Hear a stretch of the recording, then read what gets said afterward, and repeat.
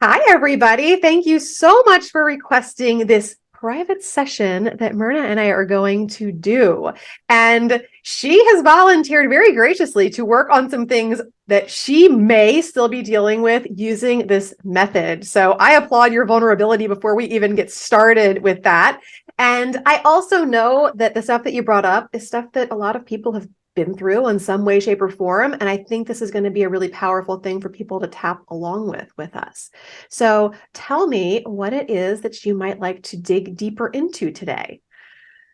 Well, yeah. I was sexually abused as a child from, around the age 10 to maybe 13 or so. And um, I didn't think that a lot of trauma went along with that because it was done by a family member or someone that I loved. And while it was going on, there wasn't a lot of trauma. But when my daughter was born, I recognized that I did have trauma, and I didn't want to have relations with my husband, and then I had these flashback and nightmares. And then when I wrote my book and I talked about it, you know, um, and I said that it contributed to my growth. I had, and I never forget, I had this one review, and the woman said that that my experiences in life all related back to that, and she thought that if I didn't think so, then I had a narcissistic approach to it. So I don't know. I've been, married and been divorced several times, and maybe it's still there. So we would like to explore that. Yeah. Well, we can kind of work on the tip of the iceberg of that today in this session for sure. Um, Yeah. so how were you affected by the other person's judgment, the comment on that when you heard it that way? How did that hit you? Well, I thought about it. This person could be right. I always went around, in my book, I should say, always went around. In my book, I said that that experience benefited me, and I felt that it benefited me because once I realized that that was wrong and I stopped it, then my personal development and growth started, and that's how I looked at it. So, Okay. and when that person said I had a narcissistic view of it, maybe I did. And I looked at that and I thought that person could be right. My experience was in it wasn't I wouldn't call it trauma. Let's put it that way. It was just something that was done to me that was wrong, and I carried a lot of shame with it for years because kids that are sexually abused always think that it's something that they did or makes them less than a person. So I carried shame with it, but while it was going on, I was the happiest person ever because this person showered me with love. It was a family member. I imagined him like my dad, kind of thing. So Okay. Um, Shame itself can be kind of traumatic. yeah, but that didn't come until later. I'm saying, like, while it was going on, I didn't have any trauma, but the trauma came after, and the trauma is probably still buried now because when I perceived it was wrong, I felt that I was damaged. I felt that boys wouldn't respect me because I was no longer a virgin, and my whole personal growth started from that. And I think that maybe that even led me to do what I do now. And Okay. that's why I said in my book that that experience shaped me. And I'm on this, podcast, and I talk to hundreds of guests that say exactly the same thing. That experience, took them into their path, their what they're supposed to do in life. And Right. yes, that's basically, the starting point for anything. So it was Yeah. mine. Cool. So what I'm going to do here, because this is actually very different. I don't usually have people who are willing to be as vulnerable about things like that on these type of sessions, and I totally honor that and I love that. If I were working with you, if you were my client, we would be going a lot more in depth in these kind of things. So I don't want to give any kind of like false pretense that we're like solving the world in a like 10 minutes of working together or anything like that. Right. But I Okay. do think that we can bring some awareness, some elevated consciousness, some different perspective to some things that perhaps have been sitting with you in a different way for all of these years. So, just in case other people are listening that have been through childhood trauma or other issues, sexual abuse and that sort of thing, that's something where normally I would get a really full intake from you.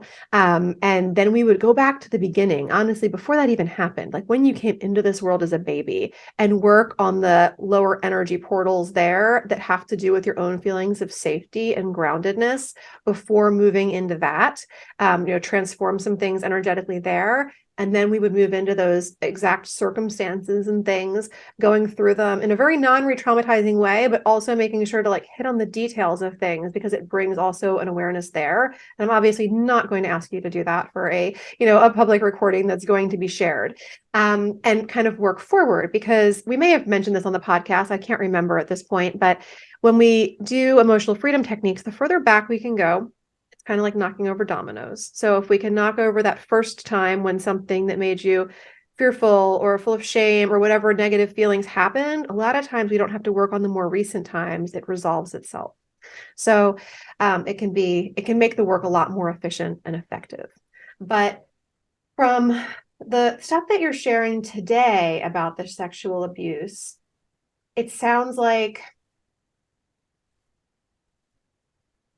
okay, so you didn't feel traumatized by the actual events that happened, but the perception and the way that things have unfolded since then may be presenting that there's still things to work on because of other things that have happened in your life, perhaps like the failed marriages or the maybe difficulty with intimacy and relationships and things that may have been halted, or the energy portals kind of shut down around those things because of what happened to you, even if it didn't seem traumatic at that time.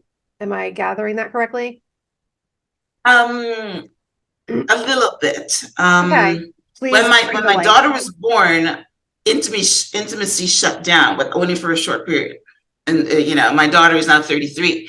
So for some reason that I think because maybe I was worried about someone doing it to her, whatever it brought up, the emotions, it took me right back into that. And I started seeing this person in my mind's eye, and then I didn't want my husband to touch me, but it was short lived, and it's not happening. It hasn't happened since, right? Gotcha. So when you think about what might be left for you around that whole situation, what's the feeling that comes up for you? For instance, like sadness or grief, or is there a particular feeling around it for you? It's actually totally gone. Um, um, I don't think about it. I can talk about it with no emotion. Um, I have gone through it, but what I liked about our conversation in the podcast is that you said that we hold things in our bodies, and I've had several. This is my work, I interview people every week, and everybody talks about issues in your tissues. Mm-hmm. And I've actually, gone to a therapist, and we have discovered there's a lot of things that I've stuffed down. Mm-hmm. So, when you offered to do this EFT session and you talked about tapping and releasing those, that's basically, if something is there, then I want to release. Am I traumatized where there's still emotion attached to it? There's no emotion attached to it that I'm aware of. Anyway, so Is there a possibility at all that you've kind of dissociated a bit or numbed around it at all? if there's a possibility, I said, is there a possibility? I'm just asking a question. Do you feel like, no, because um, okay, so when this thing happened, I wasn't aware it was wrong. I thought it was something that people do all the time, whatever. And then my little brain, I was 13, and then I realized that I'm going to have boyfriends. And the first thing the boyfriend is going to realize that I'm not a virgin. And then I thought that they're going to think that I'm a bad girl, we used to call it back then, but you know the word, right? And so being respected was always one of my major items. So then when my daughter was born, some of the feelings came up, but my shame has always been the fact that, you were having sex at 10, so and it's a shameful based on that, but it wasn't based. I don't even remember really the incidences or anything about it. And I'm in my 60s now, so this is Right. 40-50 years ago. Right. But because I carried shame for and didn't even talk about this event until I was in my 40s when I wrote my book. Everybody that heard about this heard about it then. Didn't talk about it and didn't share it or anything like that. And there's a reason I didn't do it. Because I believe that it made me less than. And even when I wrote my book, I wrote it in a different name because I didn't want anybody to know it was me. So so maybe the shame is still there somewhere deep down. Did you wait until the person who had done this to you was passed? No, I had no connection, but the person that did it to me was 50 when I was 10. So they died in their 80s, I think. So in my 30s, so that was not a connection. Yeah. So this happened in my home country of Guyana. I left there when I was 17. So we really didn't have any we didn't have a relationship after I left the country. Okay.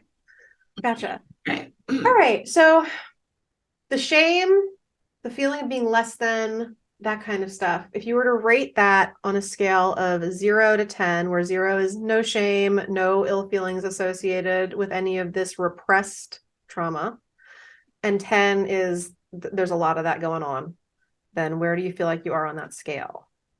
Today or Sure. I mean, the present moment's always helpful. I mean, you can elaborate if you want to talk more about it in other times, but the present's all that we've got. the present moment? I'm sharing this with you with the world, so I'm obviously not shameful now, but I carried shame well into my 40s. I think that what happens, because I'm in the space of personal development, I think that the more you talk about something, you release it. And I've talked about it. I've been on podcasts. I wrote a book. I've talked about it. And while I wasn't talking about it, it was there.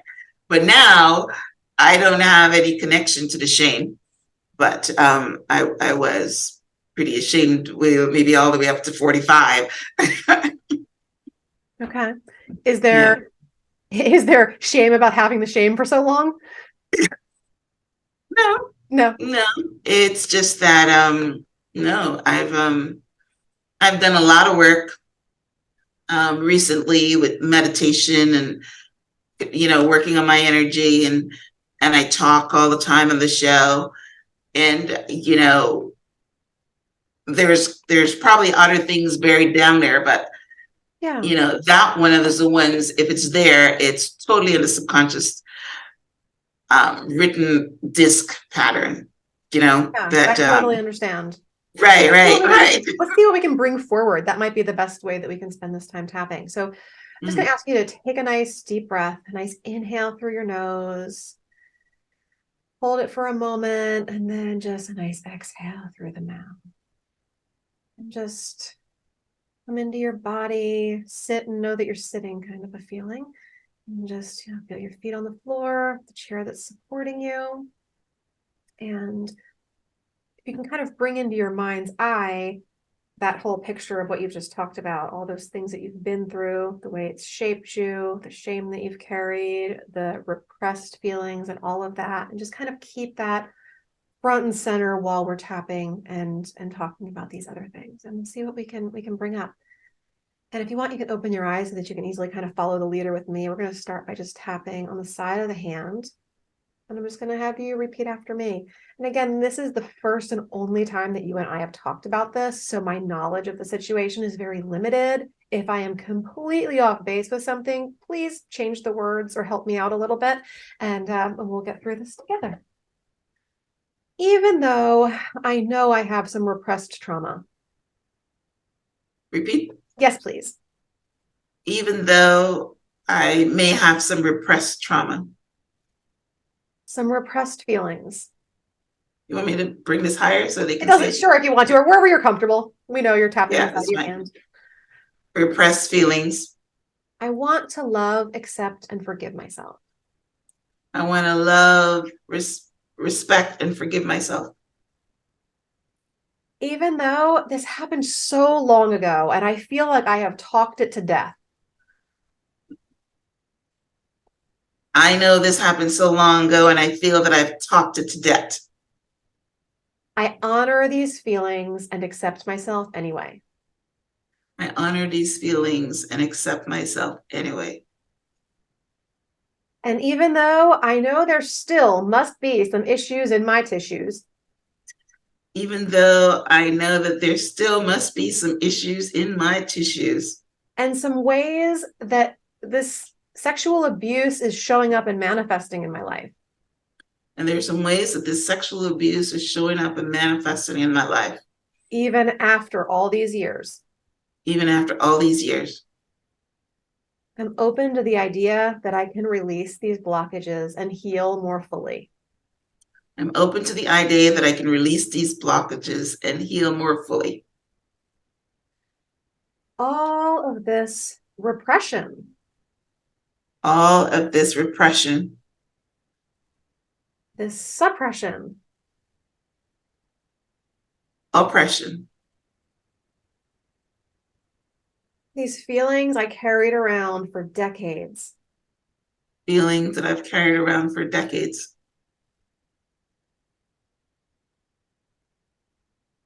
It's been such a long time.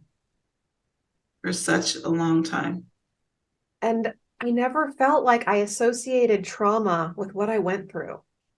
I never felt that I associated trauma with what I went through.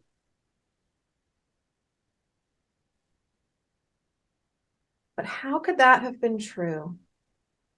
How can that have been true? I was so young and so naive. I was so young and so naive. So unconscious of what was normal. So unconscious of what was normal. It didn't seem like anything wrong was happening. Didn't seem like anything wrong was happening. And I'm sure I was also doing a really good job of protecting myself. I was sure I was really doing a really good job of protecting myself. Of keeping any of that pain from really being felt. Repeat that one. Of keeping any of that pain from really being felt. By keeping any of that pain from really being felt. My coping mechanisms were working in my favor. The coping mechanism is working in my favor. And it wasn't until so much later. It wasn't until so much later that I realized that this wasn't normal. That I realized that it wasn't normal. And then I was flooded with shame. Then I was flooded with shame. So worried about what others would think of me. So worried about what others will think of me. I didn't want to be thought of as being a bad girl. Didn't want to be thought of as being a bad girl. I didn't want to be rejected by men that might otherwise love me. Didn't want to be rejected by men that might otherwise love me. And all that shame and pain came over me. All that shame and pain came over me. And I've done a lot to work through it. Really, I have. I've done a lot to work through it. Really, I have. And I honor everything that preteen version of me went through. I honor everything that preteen version of me went through. And I honor the way that she protected me. I honor the way she protected me. The way that she handled the situation allowed me to be able to grow and thrive. The way she handled the situation allowed me to grow and thrive. And allowed me to step into a life of personal development. Allowed me to step into a life of personal development. And greater healing that I have thoroughly enjoyed. Greater healing that I've thoroughly enjoyed. I don't know if my eyes would have been as open without that terrible experience. I don't know if my eyes would have been opened without that terrible experience. Or if I would be as compassionate and empathetic as I am today. Or if I would be as compassionate and empathetic as I am today. Without having been through so much. Without having been through so much. And I just want to take a minute and honor myself for everything that I've been through. I just want to take a minute and honor myself. For all the ways it's contributed to my growth. All the ways it's contributed to my growth. All the ways it contributed to my growth. It hasn't always been easy.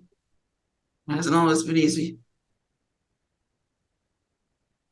And there are so many circumstances in my life. There's so many circumstances in my life. Where it's been brought to my attention that there's still healing to do. Has been brought to my attention that there's still healing to do. And where I have garnished a new perspective for that healing. Where I've garnished a new perspective for that healing. And I'm grateful for that. I'm grateful for that. I'm grateful that I'm able to be grateful for this horrible thing I've been through. Grateful that I've been able to be grateful for that horrible thing I've been through. And I know that there's still so much to uncover. And I know that there's still so much to uncover. And I welcome it to show itself. I welcome it to show itself.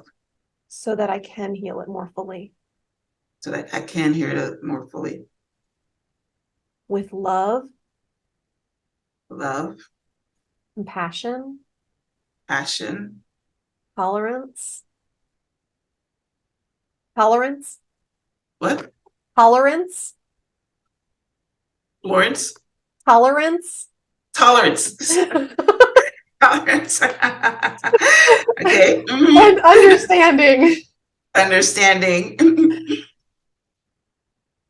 I forgive myself for the ways that I've handled or not handled this over the years. I forgive myself for the ways that I've handled it or not handled it over the years. Back of the hand between your pinky and your ring finger. And I call my power back into my body. I call my power back into my body. No matter what happened to me. Regardless of what happened to me. I am whole, complete, and powerful. I am whole, complete, and powerful. All right. Take a nice deep breath, Myrna.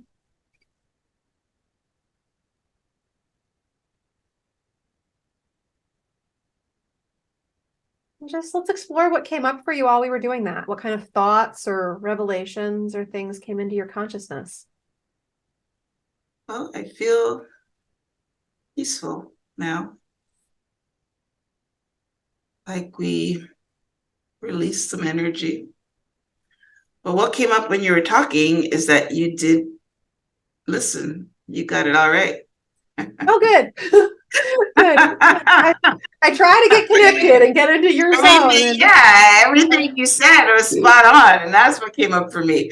Right. But I think part of what can feel really good about this work is feeling heard and feeling understood and having that mirrored back to you, while also moving the stuck energy and elevating your own consciousness so that you can meet the situation with new eyes and more presence.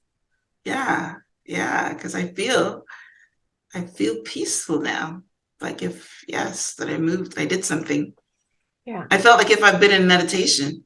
Good. Yeah, I consider it, and it is a form of active meditation. And, Meditation, I right? think it probably came up on your show. I have ADHD. I'm fidgety. I can get and meditation, I always felt like I was doing it wrong because I couldn't Mhm. quite get that stillness that I felt like was Right. required. But with this, I Mhm. get the same kind of a thing, and I get to move and, use my hands and get that Yeah. tactile stuff going that feels really good to me. Okay.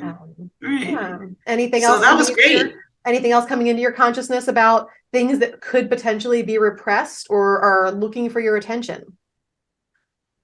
No, I like what you said, that I'm grateful for what happened to me. I'm grateful that it allowed me personal growth, which is basically the same thing I've always been saying, take my power back.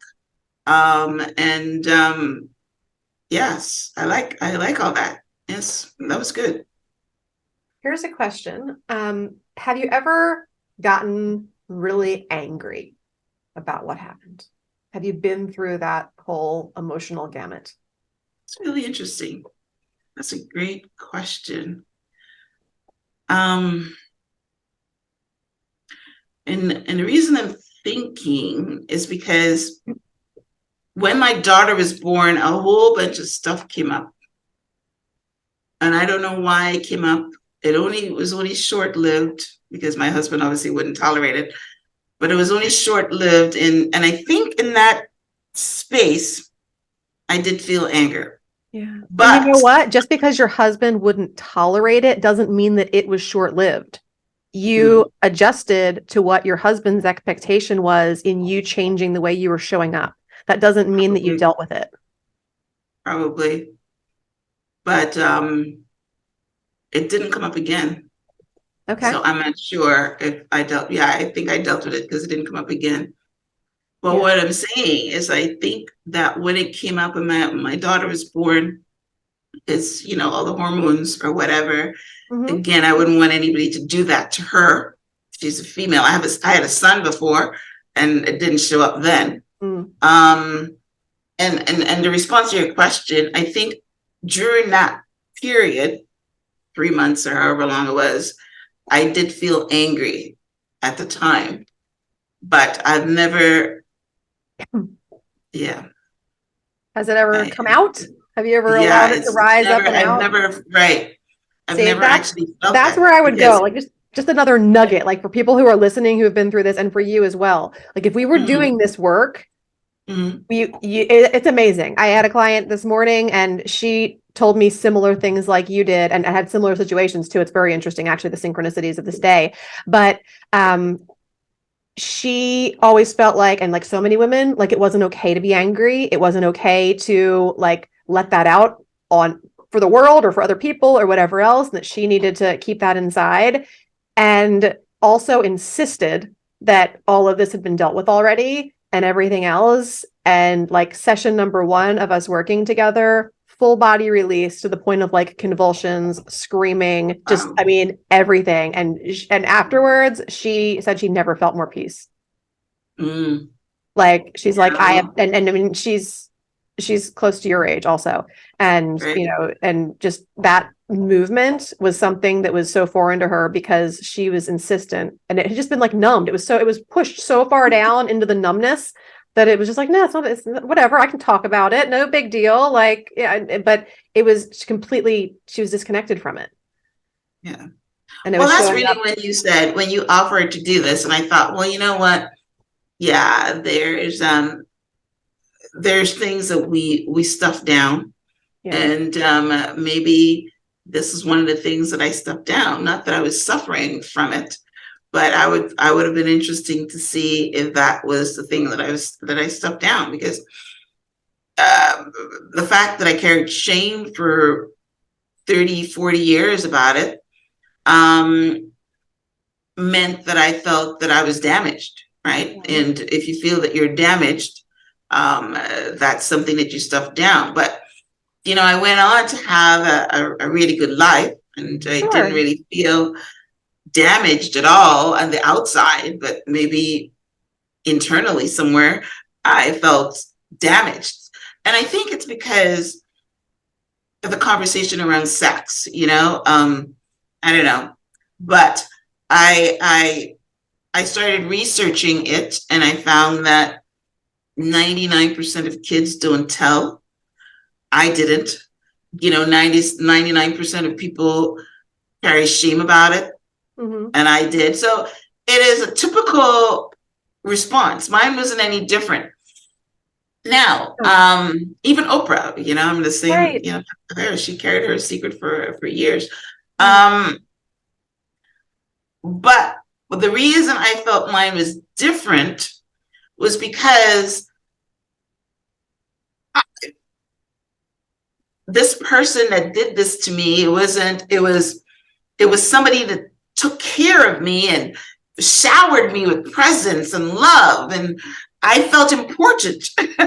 You know what I mean? So yeah, so the it didn't drop off. I didn't drop off the cliff until I recognized that I wasn't a virgin any longer, and that if I wasn't a virgin any longer, then you tapped on that, where I would think that men wouldn't love me because of I'm damaged goods or something. You know what I mean? I never thought of it that way until you just said that.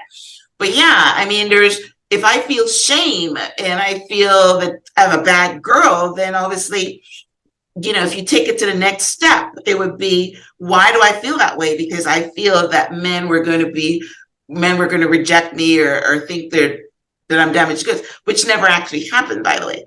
So, yeah, I've never had that experience, but, um, uh, but yeah, so there's nothing for me to be angry about, to be quite honest, other than the fact that maybe I allowed it, or maybe I was stupid. I mean, I'm just saying this to you because Yeah. I mean, somebody what that's about, listening might think that way. Why would you yeah, think it was wrong? Or why do you think that was okay? You know what I mean? So if I'm angry at anybody, I'm angry at myself, not with this person, because this person right. never forced me. It was my choice. Yeah. But you didn't And know then any they say, better. and then I So, also realized that they say 10-year-old kids or any kid can never give consent. It's the right. law, right? They can't give consent. So yeah, it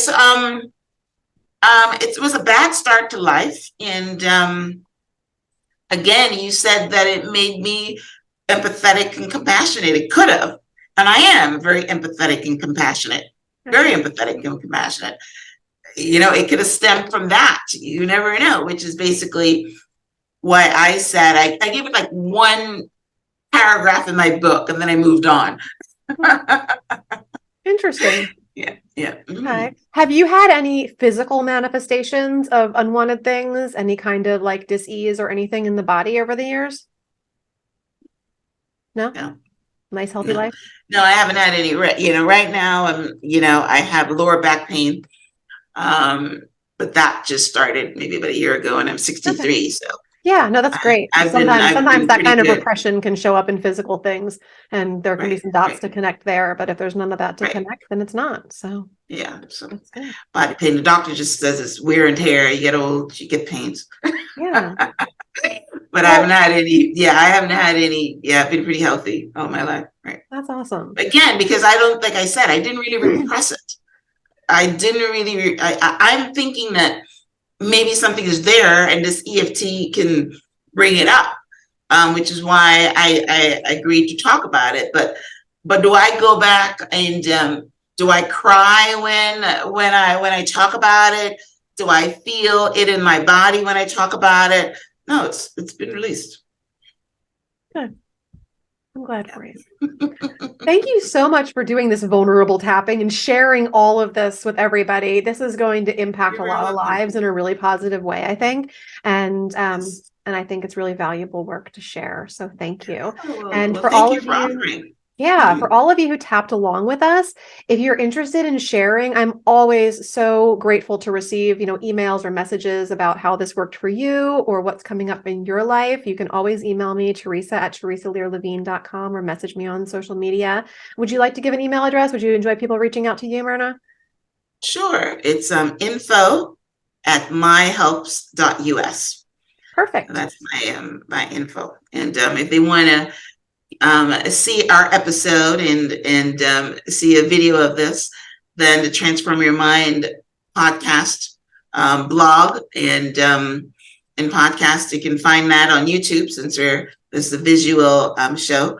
Yes. Just look for the Transform Your Mind podcast. You'll see I'm going to have it, side by side of Theresa's episode on the Transform Your Mind podcast. You guys can head over to blog.myhelps.us to see, all the links to the podcast and everything. Great. Thank you So all thank you, for Theresa. joining me. It was, thank you, Myrna. this was great.